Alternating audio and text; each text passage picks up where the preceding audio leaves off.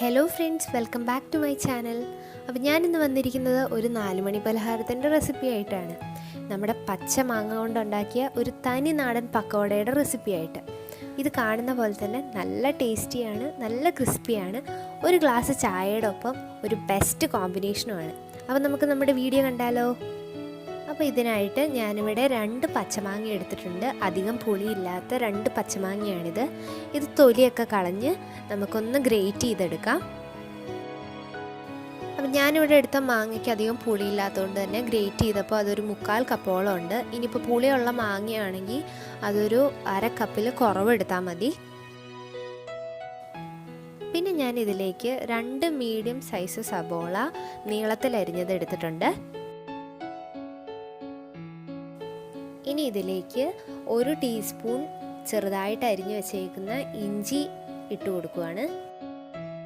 പിന്നെ ഞാനിവിടെ ചെറുതായി അരിഞ്ഞു വെച്ചേക്കുന്ന പച്ചമുളക്, ഒരു 4 പച്ചമുളകുണ്ട്, അത് ഏകദേശം 1 ടേബിൾ സ്പൂൺ ഉണ്ട്, അതുകൂടി ഇട്ട് കൊടുക്കുകയാണ്.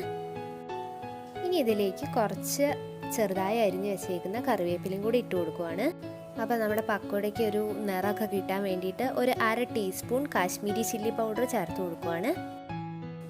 ഇനി ഞാനിതിലേക്ക് ഒരു 1/4 ടീസ്പൂൺ കായത്തിൻ്റെ പൊടി ചേർത്ത് കൊടുക്കുകയാണ്. നമ്മുടെ പക്കോടയ്ക്ക് നല്ലൊരു മണവും നല്ലൊരു ഫ്ലേവർ കിട്ടാൻ വേണ്ടിയിട്ടാണ്. ഇത് 1/4 ടീസ്പൂണിൽ കൂടരുത്, കൂടിയാൽ കഴിക്കും. പിന്നെ ഇതിലേക്ക് ആവശ്യത്തിനുള്ള ഉപ്പ് കൂടി ചേർക്കുക. എന്നിട്ട് നന്നായിട്ടൊന്ന് മിക്സ് ചെയ്തെടുക്കുക.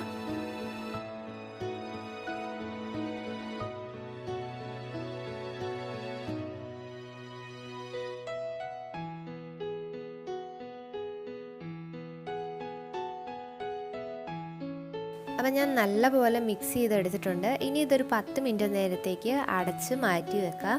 അപ്പം നമ്മുടെ ഉള്ളിൽ നിന്ന് നല്ലതായിട്ട് വെള്ളമൊക്കെ ഇറങ്ങി നല്ല കുഴഞ്ഞ് പാകത്തിനാവും.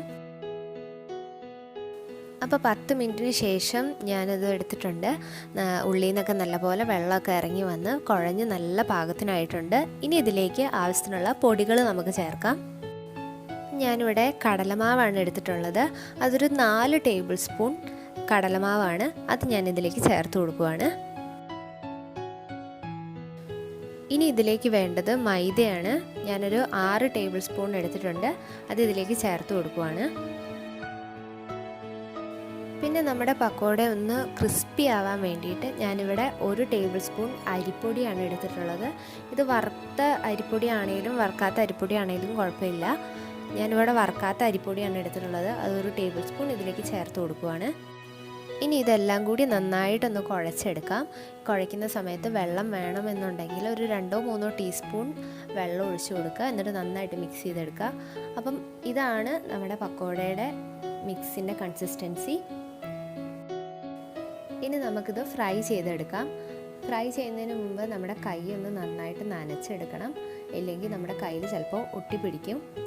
അപ്പം ഞാൻ കൈ നന്നായിട്ട് നനച്ചെടുത്തിട്ടുണ്ട്. അപ്പോൾ ചട്ടി ചൂടാക്കി അതിലേക്ക് ആവശ്യത്തിനുള്ള എണ്ണയും കൂടെ ഒഴിച്ചു കൊടുത്തിട്ടുണ്ട്.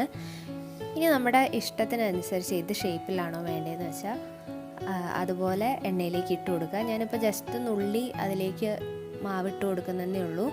നമുക്ക് ഏത് ഷേപ്പിൽ വേണമെങ്കിലും നമുക്ക് പക്കോട ഉണ്ടാക്കിയെടുക്കാം. ഇനിയിപ്പോൾ എടുത്ത് പരത്തി ചെറിയ കേക്ക് പോലെ ആക്കി ചെയ്യണമെന്നുണ്ടെങ്കിലും അതുപോലെയും ചെയ്യാം.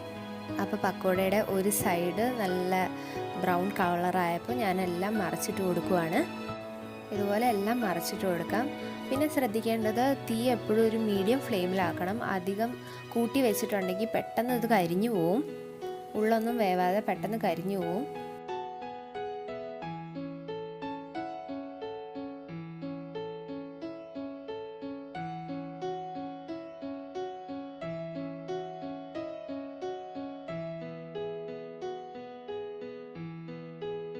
അപ്പോൾ നമ്മുടെ പക്കോടയുടെ 2 ഭാഗവും നന്നായിട്ട് വെന്തിട്ടുണ്ട്, നല്ല ബ്രൗൺ കളറായിട്ടുണ്ട്.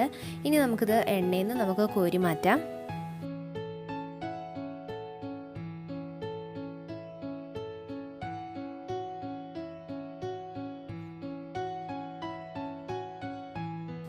അപ്പോൾ ഒരു ബാച്ച് ഇവിടെ റെഡി ആയിട്ടുണ്ട്. ഇനി ബാക്കിയുള്ളതും ഇതുപോലെ തന്നെ ഫ്രൈ ചെയ്തെടുക്കാം.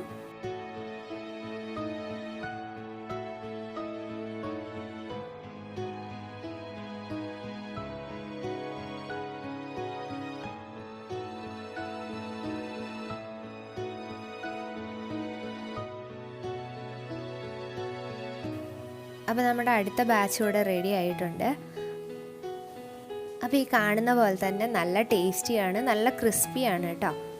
സോ വൈകുന്നേരം ഒരു ചായയുടെ കൂടെ നല്ലൊരു കടിയായിട്ട് നമുക്കിത് കഴിക്കാം. ഇത് പച്ചമാങ്ങ കൊണ്ട് ഉണ്ടാക്കിയതാണോ എന്ന് തന്നെ ചിലപ്പോൾ നമുക്ക് ഡൗട്ടായിരിക്കും ഇത് കഴിച്ച് നോക്കുമ്പോൾ, അത്രയ്ക്ക് ടേസ്റ്റിയാണ്. അപ്പോൾ ഇന്നത്തെ എൻ്റെ വീഡിയോ നിങ്ങൾക്ക് ഇഷ്ടമായി എന്ന് കരുതുന്നു. ഇഷ്ടമായിട്ടുണ്ടെങ്കിൽ തീർച്ചയായിട്ടും ലൈക്ക് ചെയ്യാനും, അതുപോലെ തന്നെ എൻ്റെ ചാനൽ ആദ്യമായിട്ട് കാണുന്നവരാണെങ്കിൽ ഒന്ന് സബ്സ്ക്രൈബ് ചെയ്യുക, കൂട്ടത്തിലുള്ള ബെല്ലൈക്കൺ കൂടെ നിൽക്കുക. അപ്പോൾ എൻ്റെ ഫ്യൂച്ചർ നോട്ടിഫിക്കേഷൻസ് നിങ്ങൾക്ക് കിട്ടും. Thank you.